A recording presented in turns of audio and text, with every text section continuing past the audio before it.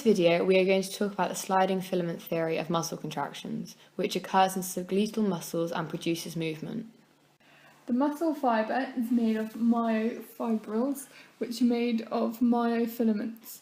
The part of the muscles that contracts is the sarcomere. According to the sliding filament theory, there are 5 phases.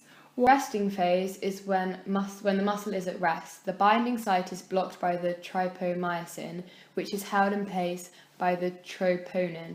This stops the myosin heads from binding to the active filament active site. The excitation phase. When movement is required, calcium ions are released by the sarcoplasmic reticulum. They attach to the troponin molecules, causing them to move. This causes the tropomyosin on the actin filaments to shift position, exposing the active sites. This allows the myosin heads to bind to the active sites on the actin filament, forming a cross bridge. The contraction phase.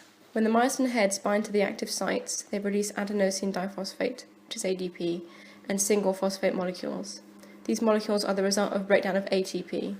The release of these molecules results in the myosin heads nodding forward. This pulls the actin filaments forward, which makes the sarcomere shorten, which leads to muscle contraction. The recharge phase.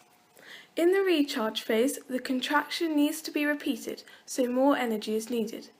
ATP molecules bind to the myosin head, which causes it to detach from the actin filament. The ATP is then broken down to release energy, and the myosin head reattaches to the actin filament, pulling it over again. This again shortens the sarcomere and makes the muscle contract. The relaxation phase. If stimulation is ceased, then the muscle will relax and stop contracting. To achieve this, trypomyosin and troponin return to their original positions, blocking the active site on the active filament. The resting phase is resumed with the muscle fibres relaxed. And that's how muscles contract.